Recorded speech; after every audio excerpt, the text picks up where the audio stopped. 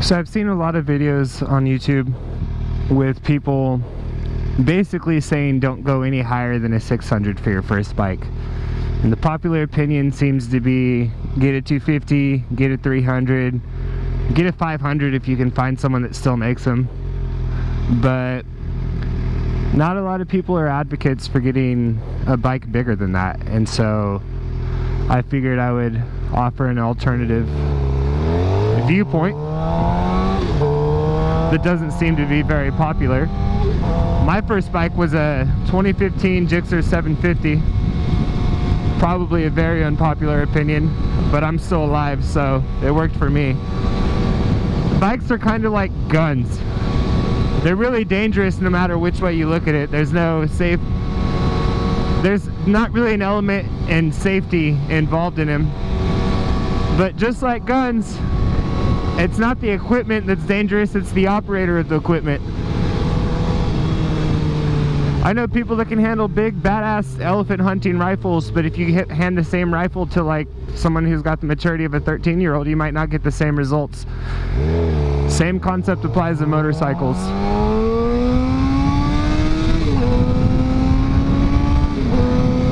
God, I love that sound. Taking the baffle out was the smartest thing I've ever done. Anyways, bikes are just about the same. It really comes down to how you handle it. You know, it's not like the bike's gonna randomly just go 200 miles an hour and do wheelies and you just can't handle it. Like, you're the one giving it the input. And a really nice thing about a lot of these sport bikes nowadays is they have so much electronics programmed into them that it really takes out, or at least negates a lot of the stupid decisions you can make on it. It's not going to fully prevent it, but it definitely can help you. I know the new BMW S1000RRs have launch control, whatever that is, that'll prevent the front wheel from coming up. You can kill the power on the throttle. A lot of modern bikes have that, different modes, like, oh, that's the fucking horn. I haven't used it in so long, I don't see the point, but this is B mode for me. The throttle's really dumbed down. It's not very jerky at all, very smooth and predictable. It'd be helpful for a new rider. When I first got this bike from the dealership, the salesman told my girlfriend not to let me take it outside of B mode. But that's not why I bought a brand new 750. So as soon as I turned out of the lot, I put it right into A mode. And then I had a truck pull out in front of me, and I didn't know how to operate the bike, so I almost fucking T-boned him because I couldn't brake properly. So maybe the dude was right, but I'm still alive regardless. So anyways, the reasons I chose the 750 over anything else, there's a few reasons. A, price. I believe it was only $1,000 more to get a 750 versus a 600 at the new price level. That wasn't too much for me in the long run, and to be honest, I've ridden a handful of different bikes and there's just nothing that compares to this 750. I fucking love this thing. The 600s are cool, they're very light, they just don't have the guts that my bike has, and that's what I like the most. What the fuck?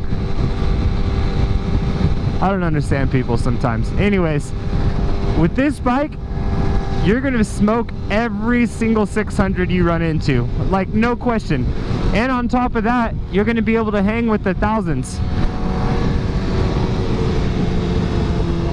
It's hard for me to ride other bikes having rid this bike, or ridden. I get on the thousands and they're super powerful and it's cool and everything, but they're very heavy. And then I get on the 600s and they're very light, which is cool and everything, but they're just gutless compared to this thing. There's just no mid-range power. Well, this thing just has fucking gobs of power just everywhere.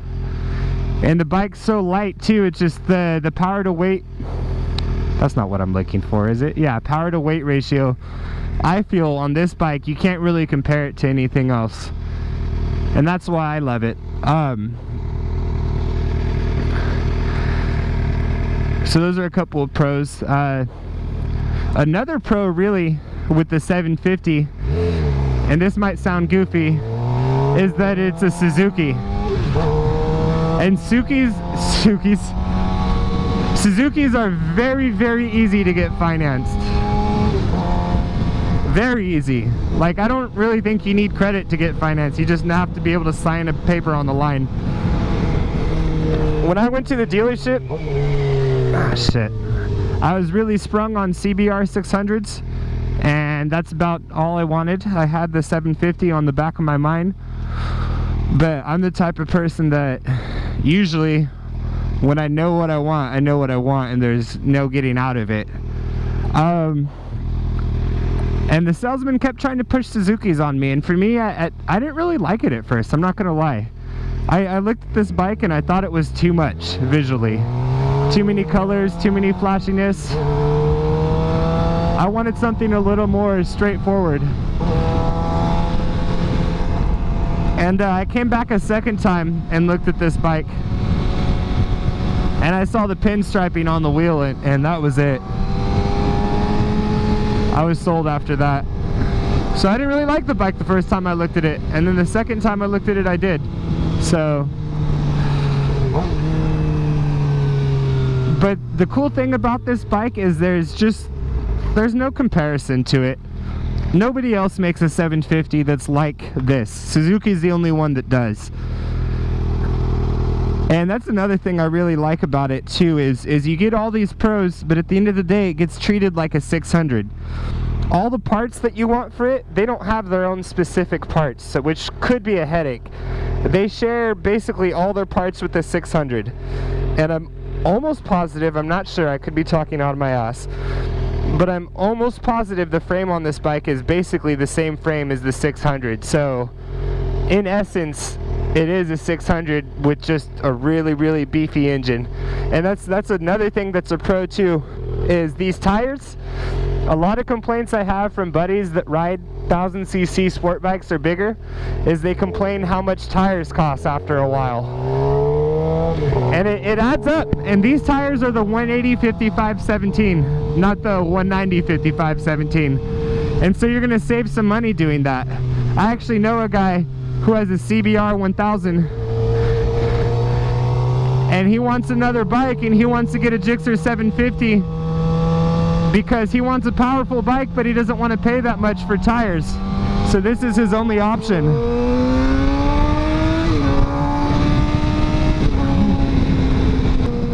But that's another nice thing about this bike is you get a lot of the pros that you would get out of a big bike, and at the end of the day, you're on a 600, basically. So that's another thing I really like about it. Aside.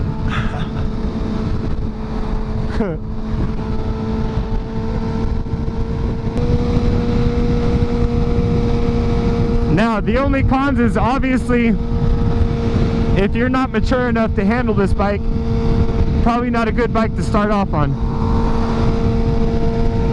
A lot of people say the 250/300 route is basically the only way to go. And they make a few points when they're saying that, but I mean, really, do you really want to buy a 250 or a 300 and then ride the balls out of it for like 4 months and then turn around and sell it? Like, I know they sell pretty well, but what if no one buys it? You know what I mean? And you're waiting on this capital from this bike so you can buy a bigger bike, but no one's buying your smaller bike. I don't know if that's a real problem. It would just suck if it was. So for me, I like the 750 because I was able to learn on it, and I'm not going to outgrow the bike. In fact, I know people that have grown down from a liter bike to a 750 because it's more reasonable. They can still get what they want out of the bike, and it's a little bit cheaper. I feel like this bike is overlooked a lot. It's so easy for people to fall into the 600, 1000 bullshit and forget that there's a step size in between. And there's really only one as far as super sports go. I mean, you can count Ducatis I want, but I'm not really into those, so that's just me. But anyways, I feel like the number one, there's a few selling points on this bike that really no other bike can offer you. It's easy to learn on. Suzuki's are very, very comfortable. Has a low seat height. You feel embedded into the bike, which is always nice. They're very common, which is good and bad. I feel like it's easy to find parts for them, especially since it's a 750. Like I said before, it doesn't have its own parts. It shares parts with the 600, which is super, super convenient.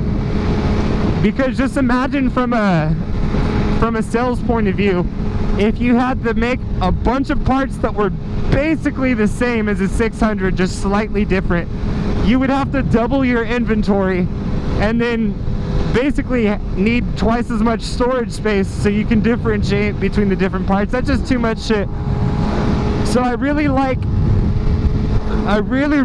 that it shares parts with the 600. That's kind of nice to me.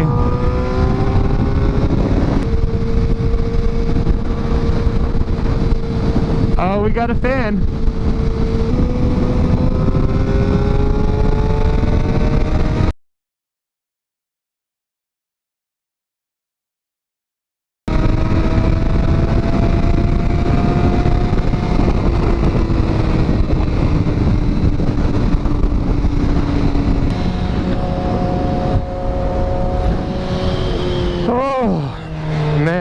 I fucking love this bike.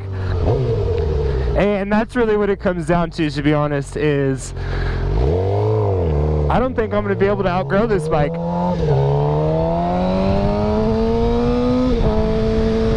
It's so easy to wheelie. It's so fast. It accelerates so quickly. It has so much power. A lot more than I can legally put up with. I mean,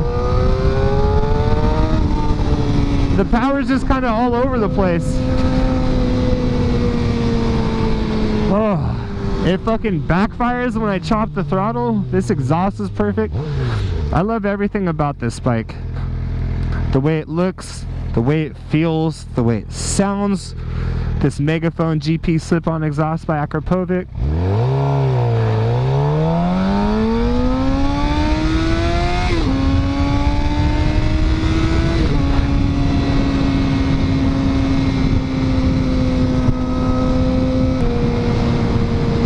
There's just, for me, there's no other bike that compares to it. This one's mine.